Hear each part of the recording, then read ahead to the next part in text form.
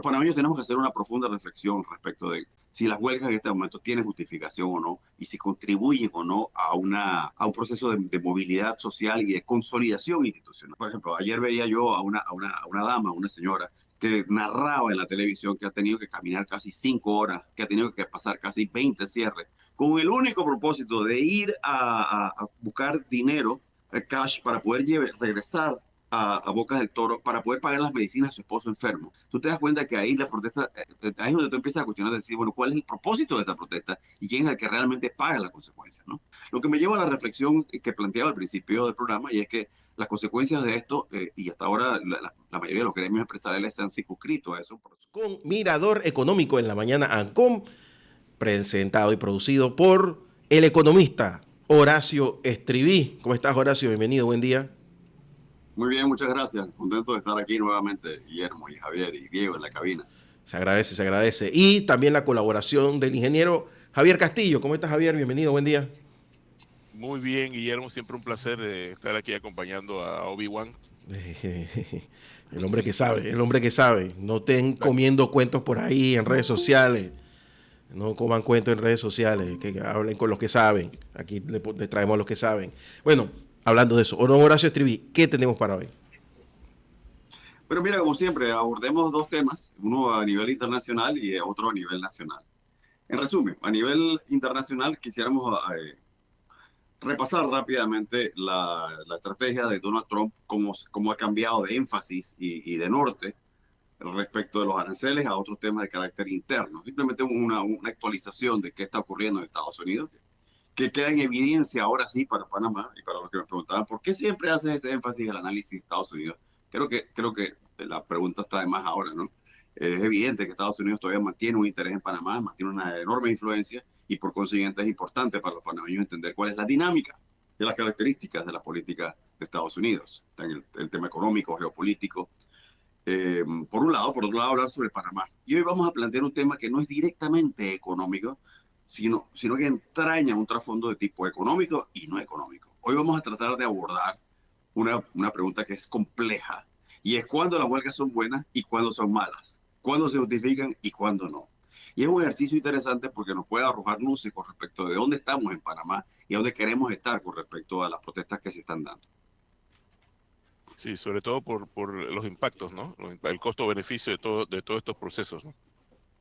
Efectivamente, y es que hay consecuencias de tipo económico, Javier, pero también las hay de no económico. Y yo sé que la mayoría de las veces nosotros, economistas, por la naturaleza de nuestra profesión, tendemos a concentrarnos un poco en el primer aspecto, naturalmente, ¿no? Que es el de, bueno, cuál es el costo material. Pero mi tesis aquí hoy es que además hay costos que son difíciles de medir y no por ello dejan de ser importantes y que inclusive en algunas oportunidades de manera ponderada tienen mucho más peso que lo que pueden tener las consecuencias económicas a corto plazo. Hablemos del presupuesto de Estados Unidos y de las leyes tarifarias, que todo esto es Bueno, una drama, una saga, ¿no? vamos a Estados Unidos. Mira, es bastante evidente que el énfasis de Donald Trump ha pasado del frente de los aranceles, etcétera, donde hubo una gran escaramuza inicial políticamente y a donde claramente Trump resultó advirtiendo que había un revés y que valía la pena tener la capacidad que ha tenido, y hay que reconocerlo. Es un político, su capacidad de resiliencia, su capacidad de cambio, de evolución, es de primordial importancia. Y si bien hemos cuestionado a veces la terquedad de Donald Trump, tengo que reconocer que en esta oportunidad ha demostrado su capacidad, su versatilidad y su capacidad de darse cuenta cuando una causa pareciera que está perdida o que por lo menos está mal encaminada. Y eso es lo que ha pasado con los aranceles. No con esto queriendo decir que todavía no se cierne un peligro de que efectivamente resulte un trastocamiento en el orden global desfavorable como consecuencia de esta iniciativa de subir los aranceles, que es una medida que ha quedado suspendida y que va a tener consecuencias ya irreversibles. Digamos, la medición de la opinión pública de Estados Unidos y digamos, el estatus de la expectativa. Y es que efectivamente ya la economía no va a tener la dinámica ni la fuerza que la gente percibía inicialmente cuando votó por Donald Trump. Y eso tiene consecuencias políticas.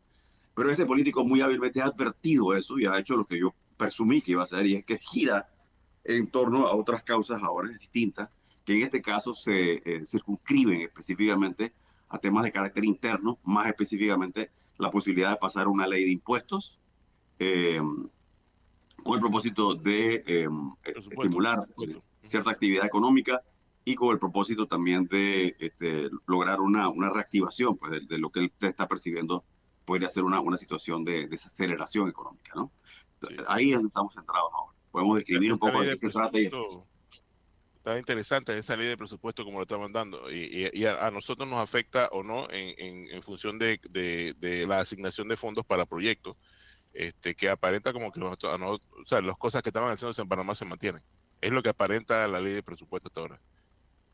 sí, creo que el impacto para Panamá en este caso es indirecto. Yo creo que hay que verlo más bien de una perspectiva primero política y luego económica. Políticamente, creo que Trump aprendió de su primer fracaso. Recuerda tú cuando su primera gestión en cuanto al Congreso se refiere, él perdió mucho apoyo político como consecuencia de que trató de meterse con, si bien ganó apoyo por el lado de reducir los impuestos, por otro lado, eso tuvo una consecuencia naturalmente desde el punto de vista macrofiscal. Efectivamente, eso representa un potencial de aumento en el déficit de Estados Unidos. Y eso se refleja hoy por hoy cuando nuevamente surge la propuesta de mantener y de profundizar este recorte de los impuestos por cuanto que una de las empresas evaluadoras de riesgo decide bajar de ranking la deuda de Estados Unidos, lo cual ya lo habíamos señalado. Primero, era probable que ocurriera y segundo, no iba a representar el trastocamiento de la hegemonía del dólar, ni mucho menos, ni del rol financiero que juega Estados Unidos en la economía global y el sistema global financiero. Lo afecta, naturalmente, afecta la credibilidad, pudiera afectar en buena medida el valor del dólar, etcétera, la credibilidad efectivamente de los instrumentos que emite el gobierno norteamericano, que hoy por hoy sigue siendo uno de los instrumentos más seguros, irónicamente, ¿no? No hay nada que el mercado perciba como más seguro, irónicamente, que un bono del tesoro. Esa Pero reducción, ujú, esa reducción es el equivalente a que te saquen una tarjeta amarilla en un juego donde pueden sacarte 200 tarjetas amarillas. podríamos hacer esa comparación, efectivamente.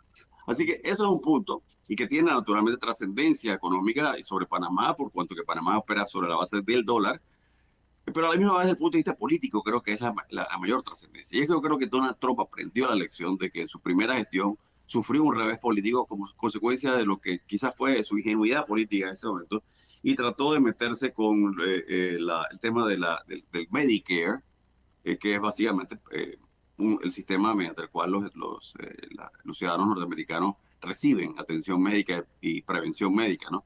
Él trató de cambiar eso y ha sido muy claro en este caso, decir, ese no es un tema ahora, el tema son los impuestos, efectivamente, ¿no? Entonces, lo que él está tratando es de allanar el camino para no perder políticamente, para no enfrentarse a esa resistencia que enfrentó durante su primera gestión, y en ese sentido hay que reconocer que Donald Trump está haciendo un esfuerzo por una recuperación de su imagen política, ¿no? Entonces, eso es lo que yo quisiera poner en la balanza como un acontecimiento interesante y como un giro en la política de Estados Unidos. Esto sin menoscabo de la posibilidad de que efectivamente prima todavía prevale, hay en el ambiente una incertidumbre respecto a qué puede ocurrir eventualmente con los aranceles o no, pero es bastante claro que le ha quitado el acelerador a este tema y para imponer su dinámica en otro frente, ¿no?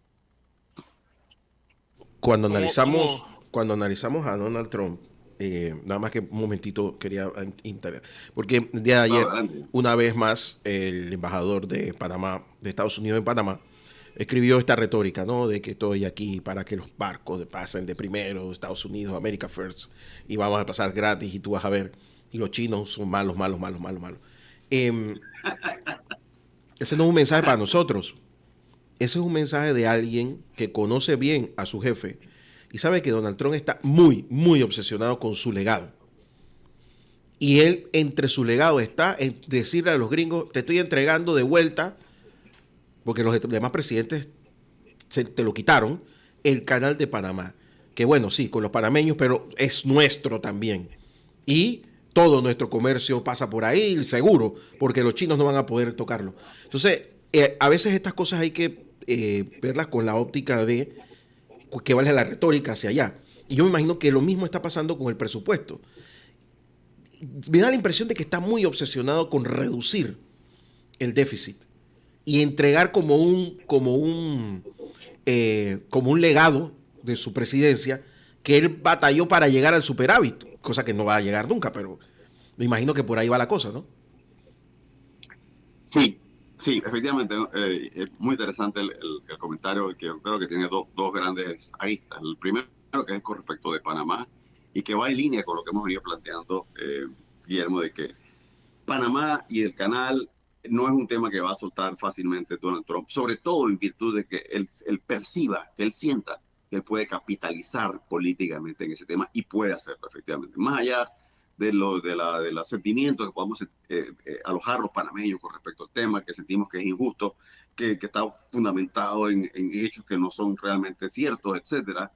Es bastante evidente que esto se puede traducir en una situación aún más compleja para Panamá, en la medida en que él ha encontrado un filón político, un bastión político, y solamente hay que revisar la opinión pública norteamericana. Quizás sea bueno traer estadísticas a esta mesa de trabajo, que demuestren que efectivamente la opinión pública de Estados Unidos, una buena parte de ella se ha volcado hacia el convencimiento de que efectivamente Estados Unidos debería recuperar el canal de Panamá. Es importante eso, desde el punto de vista del manejo de opinión pública, ¿no? Entonces, sí, frente a eso, los panameños requerimos una estrategia inteligente. Es evidente que nosotros no podemos enfrentarnos por vía militar a los Estados Unidos, ni tenemos esa pretensión, ni mucho menos. Pero en ese caso tenemos que recurrir a nuestra inteligencia y entender que se requiere una estrategia no de corto plazo, sino de mediano y largo plazo, y que de alguna forma haga frente de manera inteligente a esta situación que ha surgido. Y yo pensaría intuitivamente que parte de esa estrategia pasa por un proceso constante de divulgación y de vocería ante los medios de opinión pública y generar los insumos que son necesarios para que inclusive algunos medios norteamericanos que han sido aliados de Panamá en el desmentido de los hechos sobre los cuales se fundamenta esta estrategia, debemos reforzarlo. Debemos mantener una campaña política continua de voceros, que hablen inglés, de contratación de medios de comunicación, de agencias dedicadas al tema del manejo de la opinión pública, para demostrar inteligentemente, diplomáticamente, cuál es la postura de Panamá y cuál es la realidad de los hechos, ¿no? Eso sería mi reflexión respecto del primer punto. Horacio, yo lo único que tengo que acotar es que, en mi opinión, la segunda parte de esta campaña es que nosotros tenemos que poner nuestra casa en orden. O sea, mientras que nosotros sigamos siendo un país institucionalmente débil, nosotros vamos a estar expuestos a este tipo de ataques. Excelente reflexión, Javier, porque me lleva al segundo punto del día de hoy. Muy buen empate conceptual del problema, ¿no? Porque nos lleva al segundo tema, que es Panamá y las huelgas. Y en ese sentido, yo tendría que decir que es difícil, ¿no? La historia de la humanidad se debate entre cuáles son las huelgas que se justifican y los cierres de calle que se justifican y cuáles no. Y es difícil, ¿no? Establecer una línea clara, divisoria en ese sentido, cuáles se justifican desde el punto de vista democrático y cuáles no. Mira, te pongo un ejemplo simple, ¿no? Por ejemplo, el Chávez recurrió a la vía de facto de los hechos al derribamiento de la democracia. Sin embargo, Chávez, una vez en el poder, naturalmente antagoniza con cualquier posibilidad de cierre de calles, con las llamadas guarimbas, etcétera. Y pongo este ejemplo porque es quizás de actualidad y es relativamente fácil de entender, ¿no? Los regímenes se caracterizan efectivamente por debatirse entre si recurrimos a la vía del rompimiento institucional para conquistar el poder, pero una vez conquista el poder, naturalmente no quiere ceder. ¿Hacia dónde voy con este razonamiento? Los panameños tenemos que hacer una profunda reflexión respecto de si las huelgas en este momento tienen justificación o no, y si contribuyen o no a un proceso de movilidad social y de consolidación institucional. Fíjate, a pesar de que yo estoy, y lo he declarado abiertamente y lo reitero, estoy a favor de la actividad de la minería, provisto que esa actividad minera tome en consideración ciertos lineamientos, como por ejemplo que arroje resultados favorables al país, que no genere innecesariamente lo que llamamos en economía externalidades negativas de deteriorar el medio ambiente, etcétera. Que en la medida que haya ese balance, yo estaría de acuerdo con la minería. Sin embargo, se dio lo que se dio en octubre del año 23, si la memoria no me falla, que en alguna forma, 24, fue digamos, un despertar espontáneo de la gente que percibió que la forma como se manejaba el contrato era inadecuado. La gente salió masivamente a la calle a protestar, y aunque yo estaba a favor de la minería, yo vi aquello como algo positivo. Y digo por qué. porque en alguna medida esto reactivó la conciencia ciudadana, reactivó la movilización ciudadana, que es necesaria y que puede ser muy útil en la medida que sepa encauzarse, en la medida que pueda canalizarse de modo que se traduzca en objetivos concretos como fortalecimiento de la democracia, mejoramiento de la institucionalidad, mejoramiento del Estado de Derecho, respeto hacia los derechos ciudadanos. Pero de ahí eso derivó a que una vez se repliegan los movimientos civiles de la calle, se desplazan hacia la calle movimientos gremiales que claramente tienen una tradición en Panamá de bloquear cualquier iniciativa, de bloquear cualquier posibilidad de un consenso y establecer posiciones a ultranza, ¿no? Y sabemos cuáles son esos sectores, y ya no vale la pena seguir ocultándolo. Son algunos gremios de izquierda laboral, son algunos gremios educativos y son la población indígena. Y aunque hemos dicho que ellos coinciden en alguna medida en algunas cosas, yo creo que desde el punto de vista de la salud institucional es necesario entender que estos grupos responden a distintas agendas. ¿Y por qué esto es importante? Porque al final, cuando concluyamos diciendo cuáles son algunas de las alternativas para que esta protesta se convierta en algo positivo y no en algo negativo, que disrumpa, que erosione la base institucional de Panamá, que ya de por sí está debilitada, es necesario entender estos intereses y cómo segregarlos. Adelante. Sí, no, me parece que está sentando las bases para un análisis que es indispensable, Mister, porque yo no creo que todas las expresiones son negativas, pero sí, tenemos que entender cuándo es cuándo, y sobre todo el tema de los cierres de calle, que para mí siempre ha sido un tema no legítimo de protesta, pero que en algún momento, en estados de excepción, en situaciones de cuando ya no hay democracia y no hay libertades percibibles, pues fue una herramienta que se utilizó. No sé, continúa, yo pienso que el análisis va por el camino. Y aunque no soy abogado ni constitucionalista, mucho menos, yo creo que hay que reconocer que todas las constituciones prevén el derecho de la población a rebelarse cuando se ven amenazados de sus propios derechos constitucionales. Las constituciones son inteligentes, dicen, mire señores, esto es una carta magna de principios fundamentales democráticos, y cuando ustedes como población sientan que se ve amenazado esto, hombre, ustedes tienen no solamente el derecho, sino el deber de salir a defender esto. La pregunta es si estamos allí en este momento o no. Más allá del hecho evidente, innegable de que Panamá ha habido un debilitamiento de las instituciones, que se percibe que todavía hay ciertos grados de corrupción, que se percibe que no hay una separación adecuada de poderes. La pregunta es si estamos en ese punto o no, y si esas huelgas deberían traducirse y canalizarse en alguna medida en lograr fortalecimiento de esas debilidades que presenta nuestro sistema, o si por el contrario hoy por hoy se están convirtiendo en instrumentos que responden a ciertas ideologías, o que simple y llanamente los sectores que están recurriendo a ese sistema de huelga y de protestas y de cierre han descubierto en las protestas un fin en sí mismo y no más bien una herramienta que conduzca hacia la reivindicación social, que conduzca hacia la reivindicación de los derechos ciudadanos. Esa es la pregunta que hay que hacerse de manera fundamental. Tú sabes que a mí lo que más me atrae de la forma en que la gente lo ve es que la gente equipara la protesta con los actos violentos, independientemente de cuál haya sido el trasfondo. Nosotros tenemos un proceso político que funciona. O sea, nosotros todavía tenemos un proceso en donde la gente vota y llevamos gente a la asamblea. Nos gusta o no nos gustan las acciones de la asamblea. Así es. Ese es mi punto, Javier. La gente que está en la asamblea la pusimos nosotros. O sea, yo pienso que si tú agarras y pones otra gente en la asamblea o le demandas a los partidos políticos entonces estamos hablando de que eso va a cambiar de alguna manera, pero este no es el camino que estamos acabando con nuestra economía, ¿no?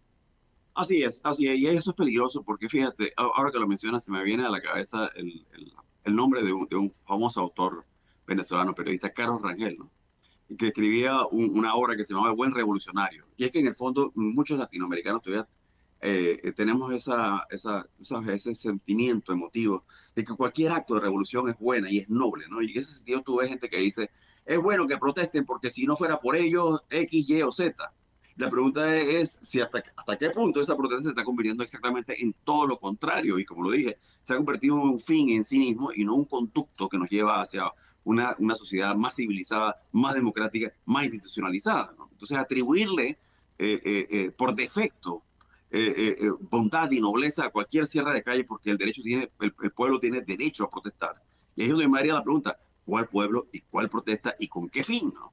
Porque cuando tú conculcas el derecho por ejemplo, ayer veía yo a una dama, una señora, que narraba en la televisión que ha tenido que caminar casi 5 horas, que ha tenido que pasar casi 20 cierres, con el único propósito de ir a buscar dinero, cash, para poder regresar a Bocas del Toro, para poder pagar las medicinas a su esposo enfermo. Tú te das cuenta que ahí la protesta, ahí es donde tú empiezas a cuestionar, decir, bueno, ¿cuál es el propósito de esta protesta? ¿Y quién es el que realmente paga las consecuencias, ¿no? Lo que me lleva a la reflexión que planteaba al principio del programa, y es que las consecuencias de esto, y hasta ahora la mayoría de los gremios empresariales se han circunscrito a eso por razones obvias, puede ser de millones de dólares, de diario, de la afectación económica, de cómo eso disrumpe el flujo sanguíneo económico, de que los camiones no pueden fluir, que los productores no pueden traer sus cargas, que los productores no pueden traer los insumos que requieren para producir, etcétera. Sí, y las consecuencias son definitivamente considerables. Sin embargo, creo yo que el mayor costo deriva no necesariamente de este trasfondo económico, sino más bien de las consecuencias que esto tiene sobre la credibilidad de Panamá, sobre la credibilidad de nuestro sistema, sobre el deterioro de nuestra institucionalidad. Y es ahí donde realmente radica el costo, que a veces es difícil de cuestionar, de ponderar, y cuya duración a veces es difícil de calcular. Las consecuencias de lo que está viviendo hoy Panamá, de estos cierres, por pequeños o grandes o medianos que sean, que se circunscriban nada más a ciertas áreas o no, es la percepción de que simple y llanamente en Panamá se está deteriorando el Estado de Derecho y que se está deteriorando la estabilidad social. Y esto por la incapacidad nosotros, los panameños, de poder lograr acuerdos consensuales de forma pacífica y de forma civilizada y democrática. Y sabes que precisamente yo estaba revisando noticias sobre Panamá, que lo hago todas las mañanas, sobre los eventos de ayer. Y nosotros tenemos una campaña montada en contra del país. Guillermo, yo no sé si tú estás de acuerdo, pero hay gente estructuradamente tomando todo lo que sucede y dándole el peor ángulo posible. Todo, cualquier tema, no importa, se cae un árbol, sale un grupo que protegía ese árbol y entonces hay que difundirlo. Hay agencias internacionales trabajando de la mano de esta premisa y son agencias europeas que tienen una narrativa contra Panamá. Y te das cuenta, porque uno que está en esto sabe que uno busca siempre los dos ángulos de una noticia, pero cuando ya es un relato y te das cuenta que es BBC, Radio Televisión Española, de Radio Francia Internacional, te das cuenta que está metido ahí también, Deutsche Welle, te das cuenta de que algo hay, un gobiernos progresistas que han entendido que Panamá pues tiene un valor importante y hay que disminuirlo. Sí, y que hay que hacer que germine ese caldo de cultivo de revolución, ¿no? Claro. Y que nos lleva, ya nos queda pocos minutos. ¿Por qué a pelo viene? Porque precisamente es la visión aberrada que tienen algunos europeos progresistas de que como ellos colonizaron y ellos despojaron los bienes de nuestros aborígenes, etcétera, que hay que restituir eso a través de una actitud progresiva y darle cabida a las grandes masas que protesten, etcétera, cuando en realidad lo que están haciendo es un deterioro total de nuestra condición social, institucional y democrática, ¿no? Eso es lo que realmente está ocurriendo. Y es ese ánimo que los impulsa, a veces noble, a veces no, a veces interesado, de los buenos revolucionarios. Los europeos todavía, muchos de ellos, los progresistas, nos ven a nosotros como una víctima y que hay que rescatar, a través de estos movimientos sociales que van a restaurar un nuevo modelo. Nada más que para todo lo contrario, ¿no? Nada más nos que están privando de la así mismo es, de un desarrollo institucional integral y de una sociedad que se fundamenta en el bienestar y la paz. Lo que más me atrae a mí la atención es cuántos panameños se han sumado al esfuerzo de destruir a Panamá. Es que no se suman, los suman. Hay suman, una diferencia. Algunos como tontos útiles y otros como participantes. Hay una diferencia motivacional. Entonces, en esa diferencia motivacional, mucha gente se suma, unos sin saber el trasfondo porque no les importa, otros sencillamente porque sí, son antipanameños y viven, hay muchos que desde sus púlpitos fuera de Panamá a pesar de ser panameños, pues trabajan en contra de los intereses nacionales. Porque así tienen gracia con sus nuevos empleadores, ¿no? Sí, y a eso le agrego, ya nos quedan solo minutos, es que también hay gente que simple y llanamente se siente que no, su participación no tiene mayor importancia o se sienten desconectados del sistema. Y eso es un tema de los empresarios, eso es un tema de los gremios, eso es un tema del gobierno, eso es un tema del partido X, oye, sin darse cuenta que realmente lo que estamos jugando es con el destino de todos nuestros nietos, de todos nuestros hijos, de nuestros padres y nuestras madres. No, hay gente que los motivan, ¿no? Y en la motivación le dicen, no, sube este video. Y ahí va, ¿no? Voy a subir un video, pero lo que no sabes es que la idea de subir ese video es precisamente generar un ambiente de disociación y zozobra que no existe realmente en la calle, no existe, ustedes lo pueden palpar, no son ideas mías, pero se induce. Se induce y funciona. Y funciona, a la larga funciona. Claro.